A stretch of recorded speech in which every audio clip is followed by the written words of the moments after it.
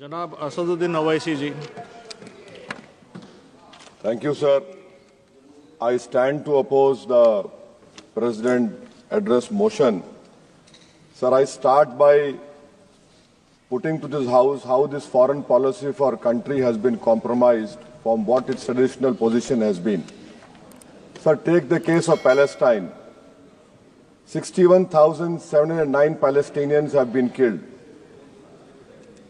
1,11,588 have been injured. India is a signatory to, India is a part to Genocide Convention, and the Genocide Convention says that anyone who is party to the Genocide Convention must contribute to ensure it prohibits from contributing to genocide and also requires to take steps to prevent it. Sir, not a single hospital is there in Gaza. This country, this great nation of mine, had constructed 2 floors of a library in a university. Those universities and that library has been finished. You have 1.2 million people being made homeless. Deliberate starvation has happened. And people have no drinking water. And what do we see now? We have heard the Prime Minister saying, "I'll stop the war in Ukraine." Where is my Prime Minister? Where is this government? Why are they keeping quiet on this genocide which is being perpetrated on the Palestinians? What has been the traditional stance of our country from Mahatma Gandhi up to all the Prime Ministers? Why can't we oppose the genocide? We are party to the Genocide Convention. I am warning this government that when the genocide history of Gaza will be written, this Prime Minister will also be in the list of accomplices. I demand from the government that let our country take the responsibility of constructing the health sector in Gaza. Invite more Palestinians to India on scholarship. Let them rebuild that Gaza. We cannot be part. How can we allow arms to be exported to Israel? An Indian ship was stopped in Spain. We are signatory to this genocide convention. How will history remember us? With what face can we face the world? Sir, second point. India's moral voice is dead in Palestine, sir. It is completely dead in Palestine, sir. Sir, come to China.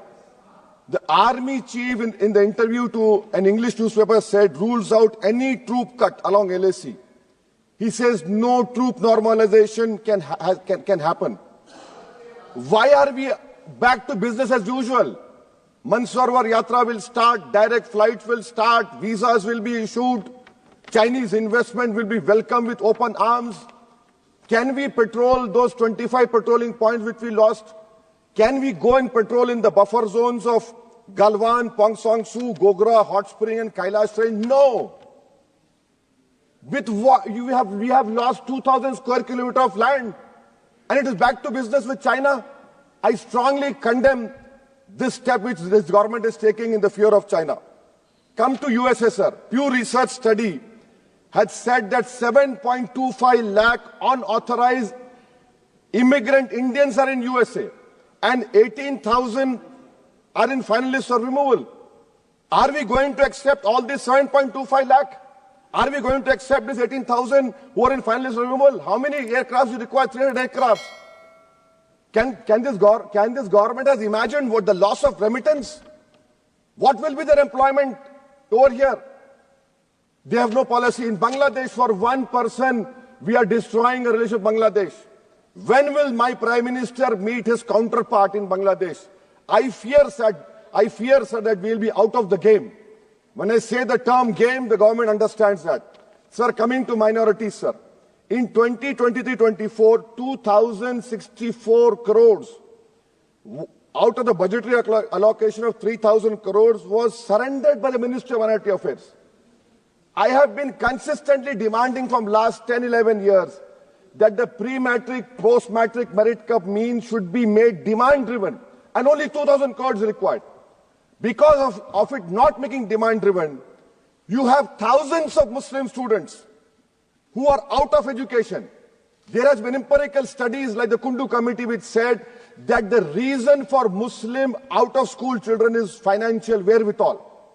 You're not interested to ensure that Muslim children study. My community has the highest illiteracy rate in women. I have only 3 graduates out of 100.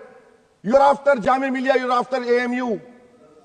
And madrasa you have cut down, yes, you don't read. You have cut down the money on madrasa also. I mean, if you read, you'll know. So why can't you do it, sir? And that is why I say, sir, this PMVJK scheme, come to Mustafabad and Okla and see. You have Mount Everest of garbage which is being dumped right inside a Muslim area. Why? Because it's a Muslim area. And then you have this person who was given birth politically through surrogacy by an institute which has an allegiance to a person who wrote "We Are a Nation Undefined" and bunch of thoughts. That person day in, day out lies. He lies. His whole start point and end is lies only. But what I'm hearing from the ground, which I've seen, a pure organic Muslim leadership will emerge on Wednesday, sir. Sir, I am cautioning and warning this government. I am cautioning and warning this government. If you bring and make a Waqf law in the present form, which will be violation of Article 25, 26 and 14, it will lead to social instability in this country. It has been rejected by the entire Muslim community. No Waqf property will be left.